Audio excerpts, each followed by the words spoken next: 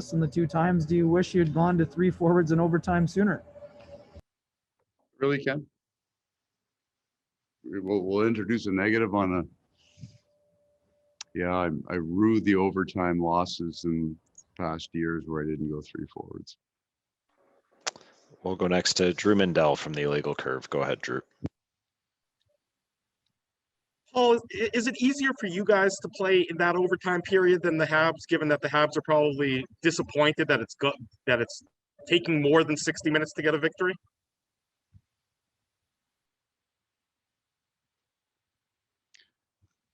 I don't know.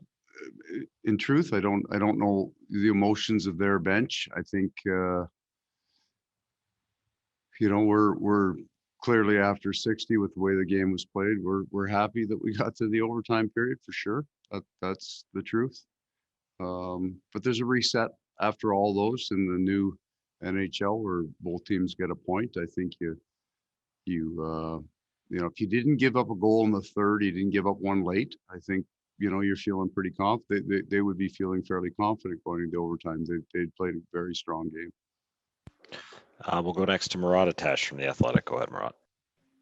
Thanks, Gregor. Paul Stastny said the message after the second was a little bit, positive. Don't hang your heads. It's not going great out there, but that kind of tone. And then in the third, how did you stay in it without necessarily generating a lot, but keeping the attitude right and surviving until overtime and getting the job done? How did you stay in it? So the message between the second and third is forward looking, right? Like that would be the important part of that. It was we can be better, and we weren't. But there's a sense, though, I think in our room that when Connor gives up a goal like that he did, you're going to have a really, really hard time getting the next one, right? Like there's a faith in our goaltender, and he was exceptional tonight and made some really big saves late. That if they get one like that I don't know, maybe gets a little angry in the net, and you're going to have a hard time getting that next one. So I thought our goalie would be really good. Our game didn't improve in the third. It might have deteriorated slightly. It was one of those nights. And so you need a couple of special performances to win. They've got an awful lot that they're wired to play for, their focus, and they should have been confident going into the third, and they were. So our goaltender was really good. They carried the play. I don't think I would look at the shot clock necessarily to tell you how the game was played, except they were better than we were. That I will grant anyone. But they also put a lot of pucks from all, especially up high, to their net. And, we found a way to win.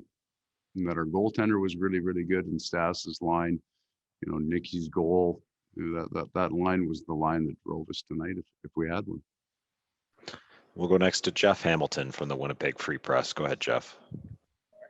Hey, Paul, you kind of alluded to it at the end of the answer there, but how much of this is simply trying to match the intensity of a team who has lost, I think, 4 in a row, 7 of their last 8, that fired their coach, and really, doesn't need to manufacture something to play hard for? Right. They had the advantage, I felt, in both games on that. And it is Montreal. So in any Canadian city, there's a different kind of pressure on the team and the coaches. That's just a fact. And then Montreal would be another level. So they had that advantage. I thought we were really good handling it the first game. I thought they were just better than we were. They were on us so fast, and their sticks were better. They were more physical.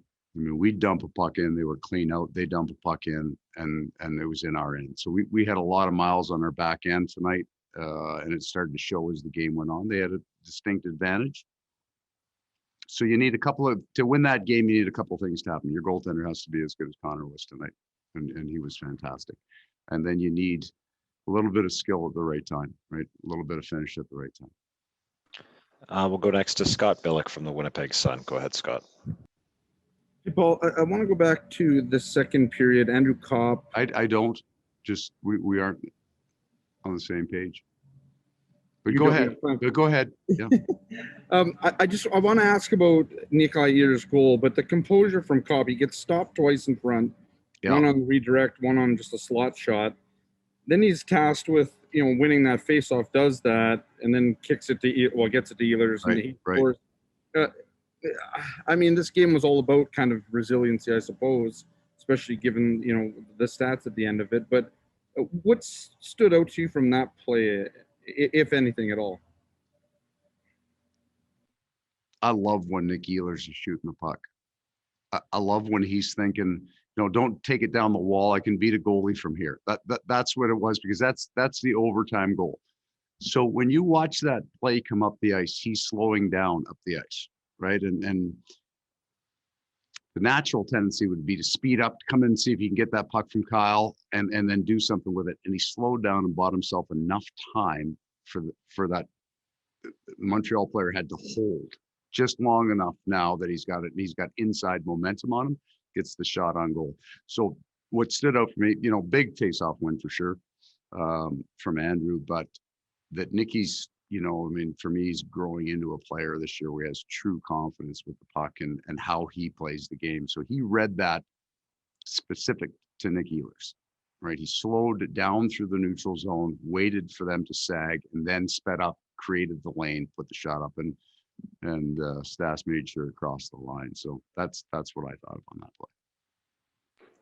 play. Final question, Ken Weeb from Sportsnet. Go ahead, Weaver. Paul, you spoke this morning about resilience and the importance of it. What does a night like this do for that process? Well, we'll see. So the key piece to tonight's win is that it doesn't look like that in our next game. So I won't reference tonight. We have a day off tomorrow, one of the 4 in the month, and we're coming into a very heavy schedule. I won't bring up tonight's game. Going into the van, we got to be a whole lot better against Vancouver than we were tonight to expect to win the game. If we get 2 of those, then we're going to have to deal with that pretty quick. But what I think, there's so much focus, and rightfully so, on Mark's line, the streak that he's on. Sometimes we lose sight of how good the Stastny line's been. So I'm hoping that kind of shifts a little bit of a light on that. We had 2 elite scorers on a guy in the middle of the guy who was, I think, 61% going into the face-off circle, going into overtime. So that's why they started, right? Win the draw. That line would be good, and that's why 3 forwards came out. So there's a lot of good work going on. It's not always about the other line. There's a lot of good work going on with that Stastny line that deserves some attention. Thanks very much, Coach. As mentioned, tomorrow's an off day, so we'll be back following morning skate on Monday. Have a good night, everyone.